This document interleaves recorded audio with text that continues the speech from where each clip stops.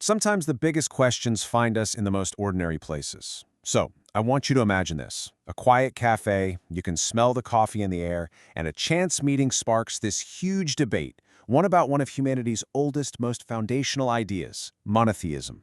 We're about to sit in on a conversation that really tries to unpack the logic, the purpose, and the very meaning of believing in one God. So, at the heart of this story, we've got two totally different minds. First, meet Moomin. He's a young believer, really passionate about finding the deeper truths hidden in his faith. And his counterpart? That's Alex, a sharp analyst whose mind is just wired for logic and reason. He's naturally skeptical of any single, absolute truth. And it's this classic clash, faith versus skepticism, that really sets the stage for a fascinating exchange. And the setting for all this, it's not some grand lecture hall.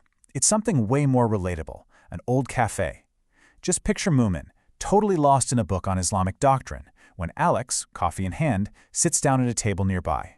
It's right here, in this quiet, unassuming little spot, that a conversation with some pretty profound implications is about to kick off. And Alex, being the analyst he is, he doesn't waste any time. He glances over at Moomin's book and just throws out a question that cuts right to the chase. Is this whole belief in one God thing really as simple or as significant as people make it out to be? And that one question, that's the spark that ignites their entire debate. Moomin's response comes back fast, and wow, it totally reframes the whole conversation. See, for him, monotheism isn't just some abstract idea or an intellectual puzzle. He argues that it's the very bedrock of a meaningful life. It's the way you find your ultimate purpose and free yourself from serving anything else, whether that's money or power or even your own ego. Okay, so Moomin's idea about purpose is really powerful, right? But for a mind like Alex's, that's just not enough. He needs more than just a feeling. He needs logic. So naturally, he pushes the conversation deeper, asking for a rational, logical reason for this belief in one God. Alex's follow-up is really pointed. I mean, in a world that is just filled with countless beliefs, polytheism, pantheism, you name it, why the absolute insistence on just one God? What makes this particular path the only truth? He's really challenging the very foundation of monotheistic thinking here. Moomin is ready for the challenge, and he comes back with a really structured, two-part answer. He suggests that both pure reason and our own innate human nature point directly to a single creator. So let's start with his first point, the argument from logic. So Moomin's argument is this classic philosophical thought experiment. He asks us to imagine a universe with, say, two or more gods. He says, sooner or later, their wills are going to clash, right? In any disagreement, one would have to overpower the other. And a god that can be overpowered, well, by definition, isn't really all-powerful. So Moomin argues pure logic tells you there can only be one ultimate, unopposed divine power. But Alex pushes back again. Okay, but what about people who don't believe at all? And this leads Moomin to his second point, the appeal to human nature.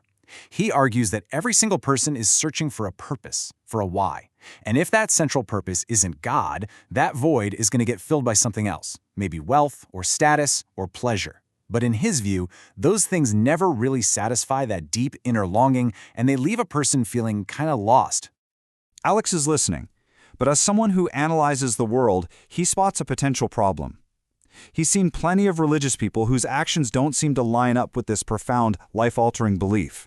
And this observation, it shifts the whole conversation from abstract theory to the messy reality of how people actually live. And this is where Moomin makes a really crucial distinction. He argues there's a huge difference between just saying you believe and truly living what he calls true monotheism. This isn't just a phrase you repeat. It's a deep-seated, unshakable conviction that everything, every single success, every challenge, every bit of good or bad, it all comes from a single divine source. It's a lens that completely changes how you see the world. This brings the whole conversation right down to earth. Alex is intrigued by this idea, for sure, but it also sounds incredibly difficult, maybe even impossible for the average person. So he asks the most practical question of all. How does anyone actually get to that level of certainty? So Moomin lays out this three-step journey.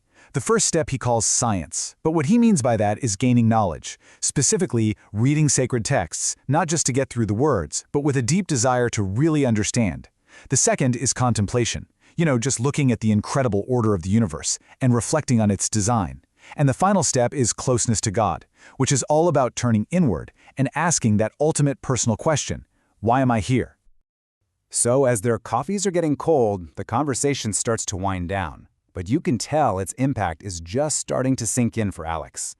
The guy who started this whole thing with a skeptical challenge has just been shown a completely new way of seeing the world, and it has clearly left a mark. And right here, you can just feel that internal shift happening.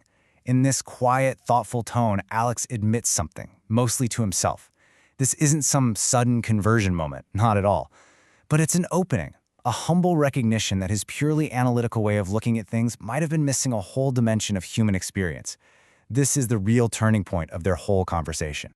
What's great is that Moomin doesn't take a victory lap or anything. Instead, he just offers encouragement. He wisely reframes Alex's newfound doubt not as some kind of failure, but as the essential first step on any real journey toward truth.